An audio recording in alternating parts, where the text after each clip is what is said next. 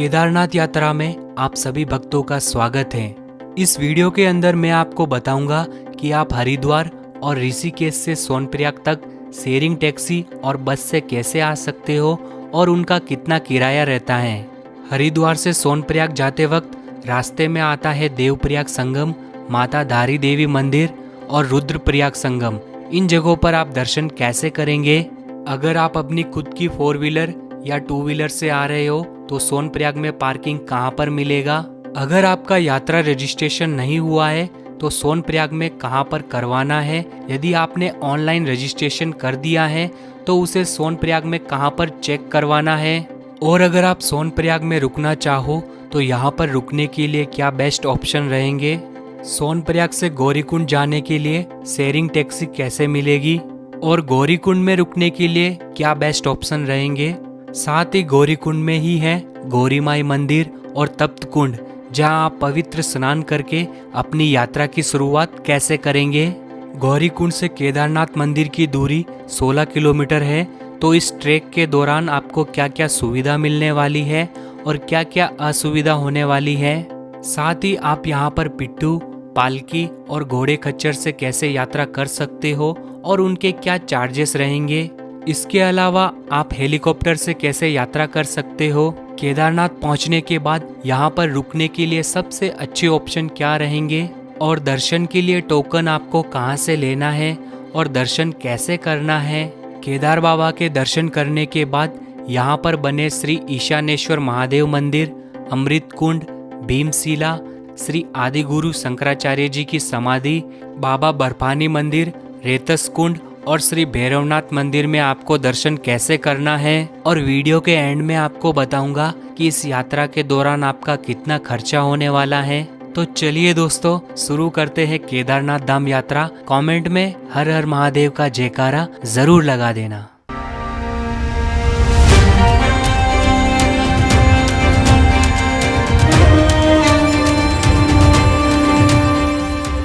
केदारनाथ धाम यदि आप ट्रेन से आ रहे हो तो सबसे नजदीकी रेलवे स्टेशन है हरिद्वार और Rishikesh railway station. Rishikesh railway station के लिए आपको बहुत ही कम ट्रेनें मिलेगी, तो आप आ सकते हो हरिद्वार रेलवे स्टेशन। भारत के कई छोटे बड़े शहरों से डायरेक्ट हरिद्वार के लिए ट्रेन की सुविधा मिल जाएगी। हरिद्वार रेलवे स्टेशन के गेट नंबर 3 और 4 से जब आप बाहर आएंगे तो राइट साइड में आपको थोड़ा आगे चले आना है। यहाँ पर आपको गेट नंबर 2 नजर आएगा। इसी गेट के सामने बहुत सारे टूर्स एंड ट्रैवल्स वाले के ऑफिस है। यहाँ से आपको सोनप्रयाग जाने के लिए शेयरिंग टैक्सी मिल जाएगी, जिसका किराया 800 रुपए पर पर्सन रहता है। और यहीं से ही आप सोनप्रयाग और चारों धामों की यात्रा के लिए टैक्सी भी हायर कर सकते हो। और इसी टैक्सी स्टैंड के पास में ही बस स्टैंड भी बना हुआ है। यहाँ से आपको सोनप्रयाग जाने के लिए 600 रुपए में बस की सुविधा भी मिल जाएगी। तो हरिद्वार से सोनप्रयाग जाने के लिए हमने शेयरिंग टैक्सी ली है और हरिद्वार से सोनप्रयाग की दूरी लगभग 225 किलोमीटर है और हमें सोनप्रयाग तक पहुँचने में लगभग 7 से 8 घंटे का समय लग जाएगा।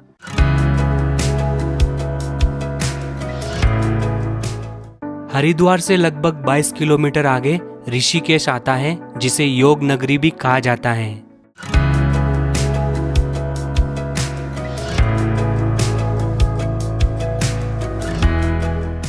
हरिद्वार से ऋषिकेश होते हुए हम लगभग 70 किलोमीटर आगे आ चुके हैं और यहाँ पे हमने खाने पीने के लिए स्टॉप लिया है। यदि आप बस से आते हैं तो बस भी रास्ते में खाने पीने के लिए रुकती है।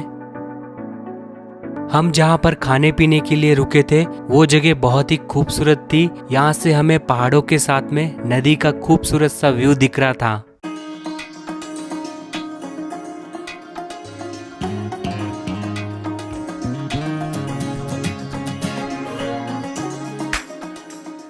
हरिद्वार से लगभग 90 किलोमीटर का सफर तय करने के बाद हम पहुंच चुके हैं संगम नगरी देवप्रयाग में। यहाँ पर एक तरफ से अलकनंदा नदी और दूसरी तरफ से भागीरथी नदी आती है। इन दोनों नदियों का यहाँ पर पवित्र संगम होता है। इसके बाद ये दोनों नदियाँ यहाँ से गंगा नदी का रूप ले लेती हैं। यदि आपको नीचे संगम में जाकर डुबकी लगानी है तो टैक्सी वाले को 300 से 400 रुपए एक्स्ट्रा देकर कुछ 300 से 400 सीढ़ियाँ नीचे उतरकर संगम में डुबकी लगा सकते हो।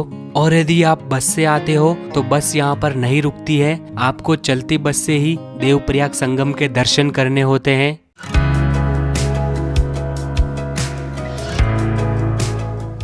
देवप्रयाग संगम से जैसे ही आप आगे बढ़ते हैं तो रास्ते में कई सारी जगहों पर आपको बंजी जंपिंग के स्पॉट देखने को मिलते हैं, तो यहाँ पर आप बंजी जंपिंग जैसे एडवेंचर भी कर सकते हो। हरिद्वार से लगभग 130 किलोमीटर का सफर तय करने के बाद हम पहुंच चुके हैं उत्तराखंड के श्रीनगर टाउन में, जो अलकनंदा नदी के किनारे पर बसा हुआ है। हरिद्वार से 140 किलोमीटर आगे आने के बाद यहाँ पर माता धारी देवी का भव्य मंदिर बना हुआ है। मंदिर तक जाने के लिए आपको 700 से 800 मीटर नीचे उतरकर जाना होगा। रास्ते में जाते वक्त श्री भैरवनाथ जी के भी दर्शन होते हैं। माँ धारी देवी का यह मंदिर बहुत ही प्राचीन और पवित्र मंदिर है। माँ धारी देवी को उत्तराखंड की रक्षक माना जाता है। कहते हैं कि माँ धारी देवी सुबह कन्या का रूप, दोपहर में युवती का रूप और शाम के समय वृद्धा के रूप में दर्शन देती हैं। माँ धारी देवी का यह मंदिर अलकनंदा नदी के ऊपर बना हुआ है। माँ धारी देवी मंदिर के पास में ही नदी के उस पार जाने के लिए पुल बनाया गया है। आप इस पुल पर जाकर अपने अच्छे फोटो क्लिक करवा सकते हो।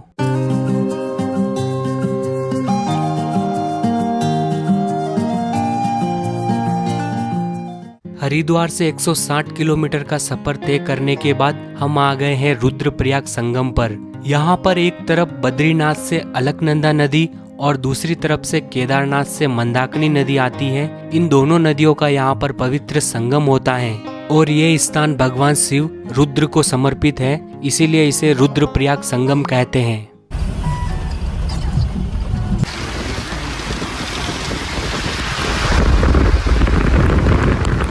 रुद्रप्रयाग के बाद में धीरे धीरे मौसम में बदलाव आना शुरू होता है। कई बार तेज बारिश के साथ ठंडी ठंडी हवाएं चलती हैं। उत्तराखंड की खूबसूरत पहाड़ों के बीच बहती हुई नदियां और भी ज्यादा खूबसूरत लगने लगती हैं। उत्तराखंड के इन खूबसूरत पहाड़ों को देखते हुए हम पहुंच जाते हैं गुप्तकाशी। यहाँ से सोनप्रयाग की दूरी मात्र 28 किलोमीटर रह जाती है।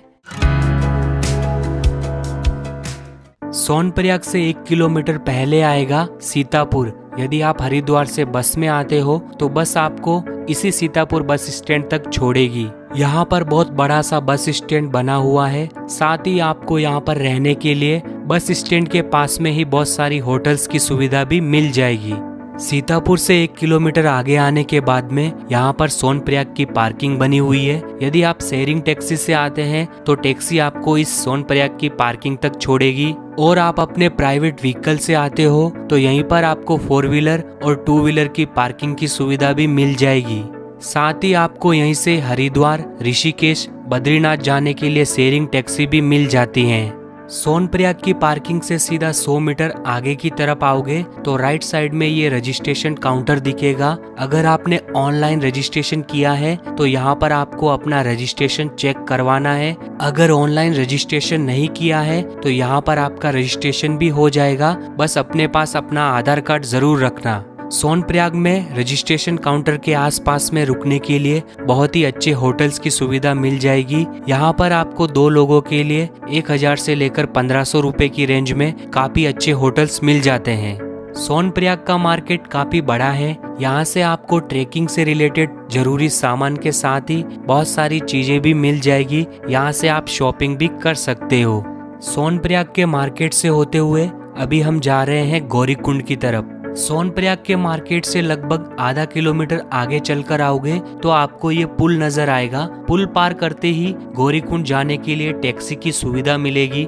पुल पार करते ही यहाँ से गौरीकुंड जाने के लिए शेयरिंग टैक्सी मिलेगी, जिसका किराया 50 रुपए पर पर्सन रहता है। हरिद्वार से हम सुबह 9 बजे निकले थे और गौरीकुंड पहुँचते पहुँचते रात के 8 बज चुके थे, क्योंकि रास्ते में बहुत ज्यादा ट्रैफिक था और सोनप्रयाग से गौरीकुंड की दूरी लगभग 5 किलोमीटर है। तो फाइनली हम गौरीकुंड पहुँच चुके हैं। यहाँ से गौरीकुंड का मार्केट शुरू होता है। यहाँ पर भी आपको ट्रेकिंग से रिलेटेड सारा सामान मिल जाएगा। साथ ही रुकने के लिए बहुत सारी होटल्स की सुविधा भी है। तो हमने गौरीकुंड में ही 2 लोगों के लिए 2000 रुपए में ये रूम लिया है। गौरीकुंड में रूम की प्राइस थोड़ी ज्यादा रहती है, लेकिन गौरीकुंड में ही रुकना सबसे सही रहता है, क्योंकि दूसरे दिन आप जल्दी उठकर अपनी यात्रा की शुरुआत कर सकते हैं। यदि आप सोनप्रयाग में रुकते हो तो वहाँ पर सुबह आपको टैक्सी के लिए लंबी लाइन में लगना पड़ सकता है। तो अगली सुबह हमने जल्दी उठकर गौरीकुंड में ही बने गौरी माई मंदिर में दर्शन किए और गौरी माई मंदिर के सामने ही उमापति महादेव के भी दर्शन किए। फिर हम आ गए गौरी माई मंदिर से कुछ सीढ़ियां नीचे उतरकर तप्त कुंड के पास में। यहाँ पर एक तरफ तप्त कुंड बना हुआ है और उसके ही पास में केदारनाथ से मंदाकिनी नदी आ रही है। तो आप सुबह जल्दी उठकर गौरी माई मंदिर में दर्शन करके इस तप्त कुंड में पवित्र स्नान करके अपनी यात्रा की शुरुआत कर सकते हो। गौरीकुंड से ही आप ये 50 रुपए में लाठी जरूर ले लेना, यात्रा के दौरान आपको चलने में बहुत ज्यादा काम आएगी। गौरीकुंड से ही आपको ऐसी पालकी मिल जाएगी जिसका प्राइस वजन के हिसाब से रहता है। नॉर्मली 70 से 80 किलो के इंसान का लगभग 11,000 रुपए तक लग जाता है। ये है पालकी का प्राइस।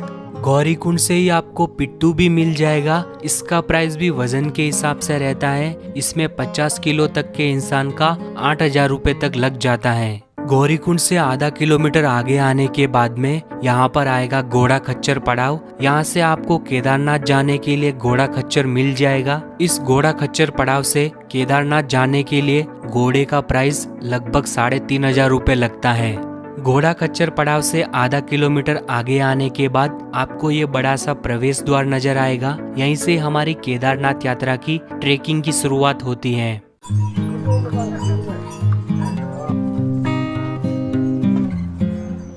जैसे जैसे हम आगे बढ़ते हैं हमें खूबसूरत पहाड़ों में बर्फ नजर आने लगती है।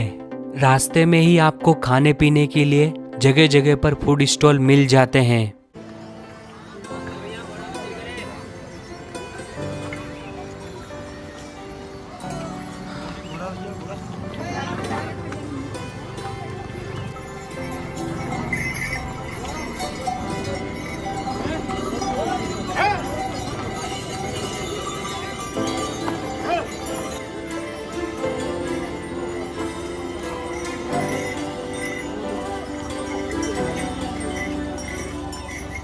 जगह जगह पर बारिश से बचने के लिए ऐसे रेन शेल्टर बनाए गए हैं। गौरीकुंड से लगभग 3 किलोमीटर चलने के बाद सबसे पहले आएगा चीरवासा भैरवनाथ जी का मंदिर।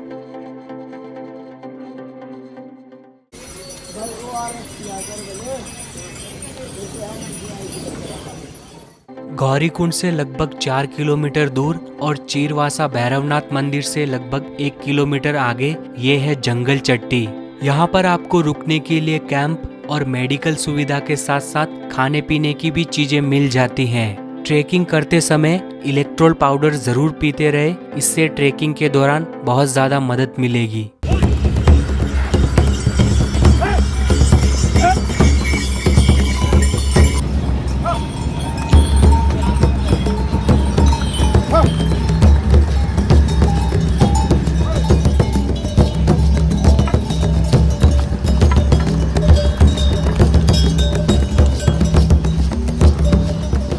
गौरीकुंड से केदारनाथ तक सामान ले जाने में बहुत ज्यादा खर्चा आ जाता है, जिससे कि ऊपर जाते जाते चीजें बहुत ज्यादा महंगी होने लगती हैं। जंगल चट्टी से थोड़ी ही दूर चलने पर यहाँ पर आएगा प्राचीन हनुमान जी का मंदिर। यहाँ पर भी आप दर्शन जरूर करना।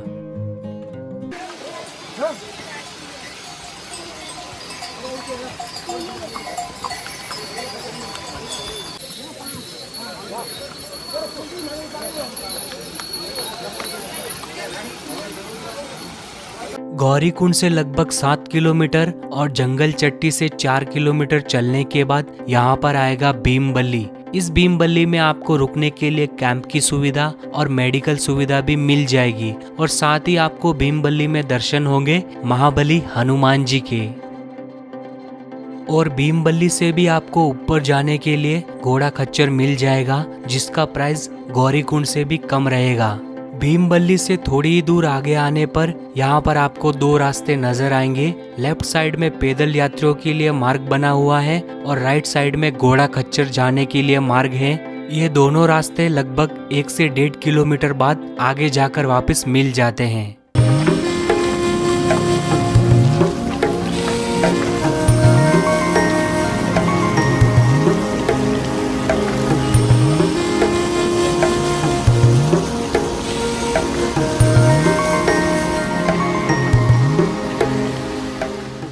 भीमबल्ली से थोड़ी ही दूर आगे आने पर आपको ये पुल नजर आएगा। ये पुल पार करके हमें आगे जाना है। इसी पुल के पास में आपको ये पुराना टूटा हुआ पुल नजर आएगा। नदी के तेज बहाव से ये पुल टूट गया था, फिर बाद में इस नए पुल का निर्माण किया गया। इस पुल को आप जैसे ही पार करोगे तो सामने की तरफ जो कैंप दिख रहे हैं उस जगह को रामबाड़ा कहा जाता है। तो ये पुल पार करके हम आगे आए हैं और इस रामबाड़ा से चढ़ाई थोड़ी सी खड़ी और हार्ड हो जाती है। बच्चों के लिए भी आप पिट्ठू हायर कर सकते हो। 30 से 40 किलो वजन तक के लिए 5 से 6 हजार रुपए लग जाते हैं। रामबाड़ा का पुल वहां पर था, वहां से हम बिल्कुल खड़ी चढ़ाई करके अभी ऊपर आए हैं।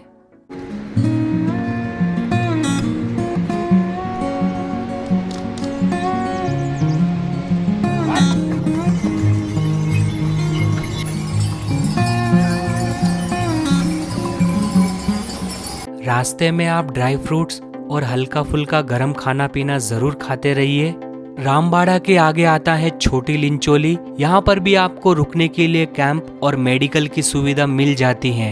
छोटी लिंचोली के बाद में हमें केदार घाटी का खूबसूरत व्यू नजर आता है, साथ ही ठंडी ठंडी हवाएं चलने लगती है और छोटी लिंचोली के बाद में हमें बर्फ भी दिखाई देना शुरू हो जाती है। छोटी लिंचोली से लगभग 2 किलोमीटर बाद आता है बड़ी लिंचोली। छोटी लिंचोली और बड़ी लिंचोली के बीच हमें यहाँ पर बहुत बड़ा सा ग्लेशियर देखने को मिलता है।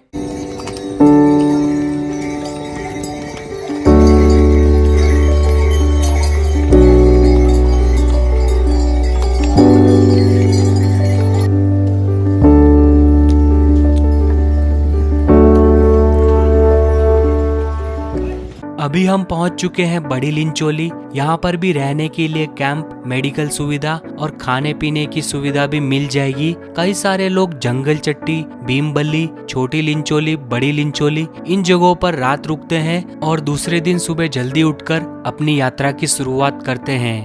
बड़ी लिंचोली के बाद तो हमें और भी ज्यादा बड़े बड़े ग्लेशियर देखने को मिलते हैं। इस बार केदारनाथ यात्रा थोड़ी जल्दी शुरू हुई थी, इस वजह से हमें बहुत ज्यादा ग्लेशियर देखने को मिल रहे हैं। ये ग्लेशियर आपको मई के एंड तक ही देखने को मिलेंगे।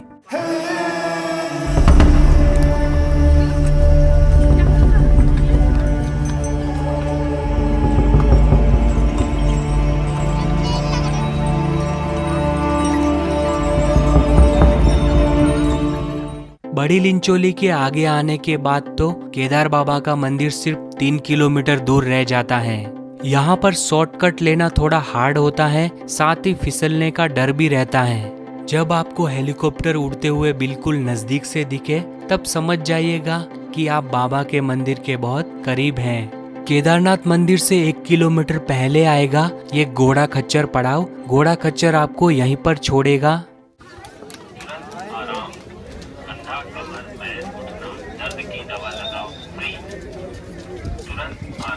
घोड़ा खच्चर पड़ाव से आगे ही नंदी बेस कैंप है। यहाँ पर आपको रुकने के लिए टेंट की सुविधा कम प्राइस में मिल जाती है।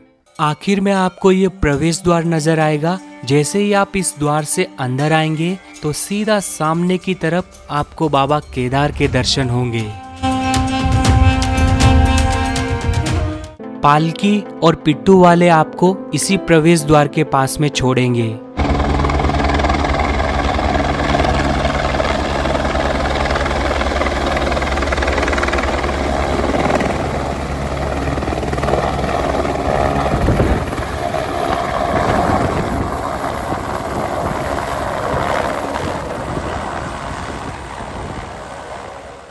और उस प्रवेश द्वार से आगे आने के बाद यहाँ पर हेलीपैड बना हुआ है।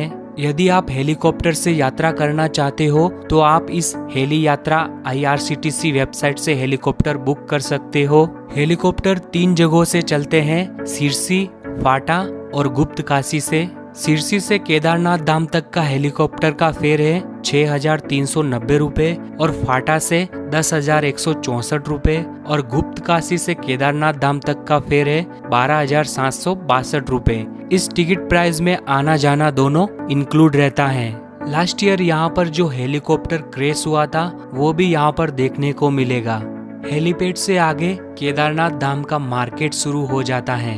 मार्केट से आगे आते ही लेफ्ट साइड में हमें टोकन काउंटर नजर आएगा। यहाँ पर आपको अपना रजिस्ट्रेशन दिखाकर दर्शन के लिए टोकन लेना है।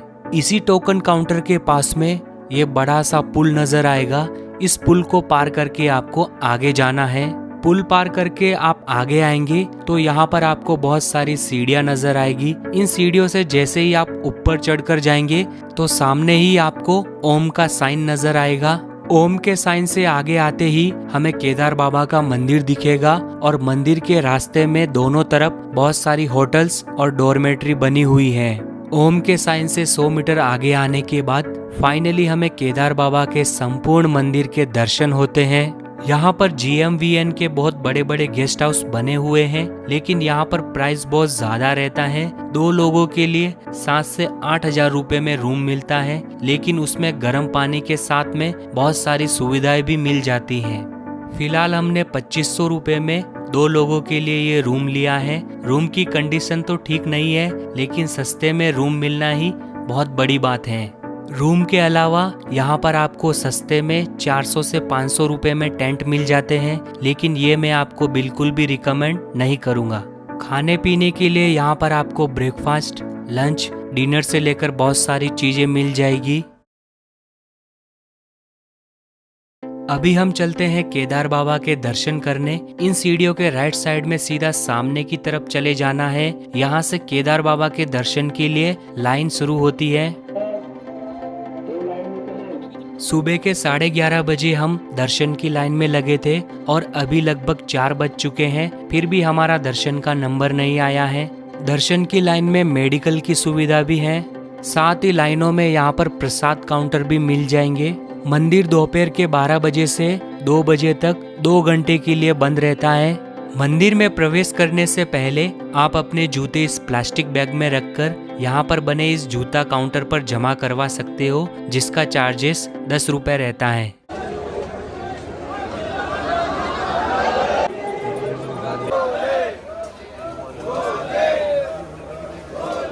दर्शन की लाइन में हम सुबह 11:30 बजे लगे थे।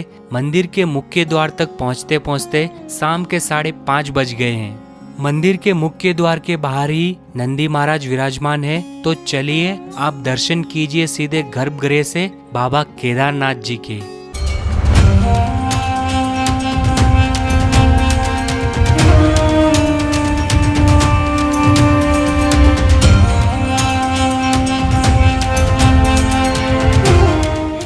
मंदिर परिसर के अंदर केदार बाबा और नंदी महाराज के साथ साथ द्रौपदी जी, 5 पांडव, श्री लक्ष्मी नारायण जी और श्री कृष्ण जी के भी दर्शन होते हैं।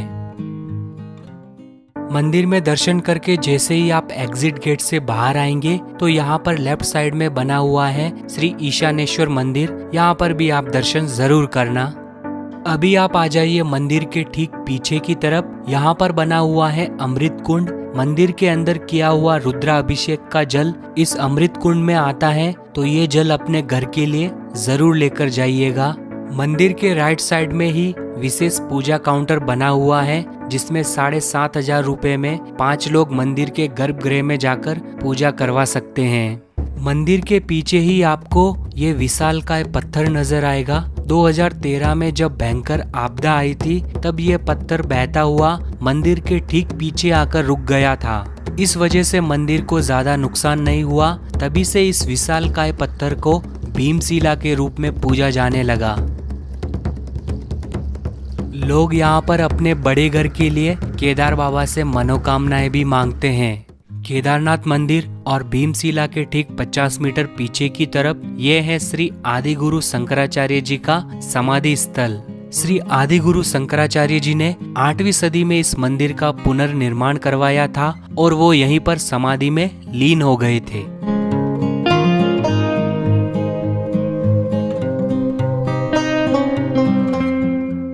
केदारनाथ मंदिर में दर्शन करके जैसे ही आप एग्जिट गेट से बाहर आते हैं तो एग्जिट गेट के ठीक सामने की तरफ श्री भैरवनाथ मंदिर जाने के लिए रास्ता बना हुआ है। केदारनाथ मंदिर के लेफ्ट साइड से होते हुए ये पुल पार करके अभी हम जा रहे हैं श्री भैरवनाथ मंदिर में दर्शन करने, जिसकी दूरी केदारनाथ मंदिर से लगभग 1 किलोमीटर दूर है।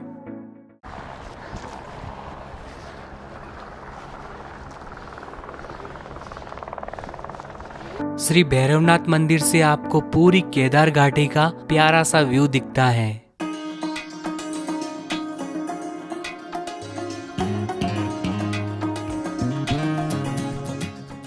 तो केदारनाथ मंदिर से लगभग 1 किलोमीटर का ट्रैक करने के बाद हम पहुंच चुके हैं श्री भैरवनाथ मंदिर। कहा जाता है कि श्री भैरवनाथ जी पूरी केदार घाटी के रक्षक माने जाते हैं, तो आप दर्शन कीजिए श्री भैरवनाथ जी के।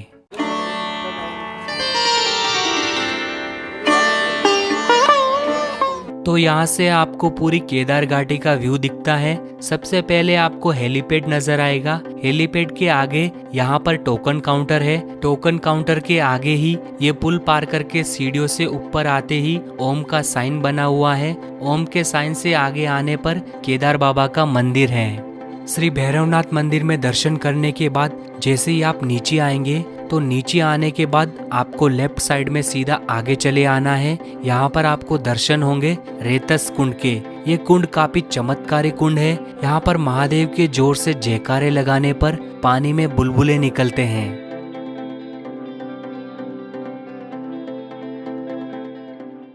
टोकन काउंटर के आगे ये पुल पार करके अगर आप राइट साइड में आओगे तो यहाँ पर आपको ये GMVN का बड़ा सा गेस्ट हाउस दिखेगा। इसी गेस्ट हाउस के जस्ट पास में अंदर सामने की तरफ हॉस्पिटल बना हुआ है। यहाँ पर आपको फ्री में मेडिकल सुविधा भी मिल जाएगी। शाम को 7 बजे यहाँ पर केदार बाबा की आरती होती है। लोग यहाँ पर 5 बजे से ही आरती में शामिल होने के लिए मंदिर परिसर के बाहर बैठ जाते हैं। आप भी एक बार बाबा केदार की आरती में जरूर शामिल होना। जहाँ से दर्शन की लाइन शुरू होती है उसी के पास से ये पुल पार करके आप आगे जाओगे तो वहाँ पर बाबा बर्फानी जी का मंदिर है। बाबा बर्फानी जी का मंदिर ठीक हेलीपैड के ऑपोजिट साइड में बना हुआ है और बीच में मंदाकिनी नदी है।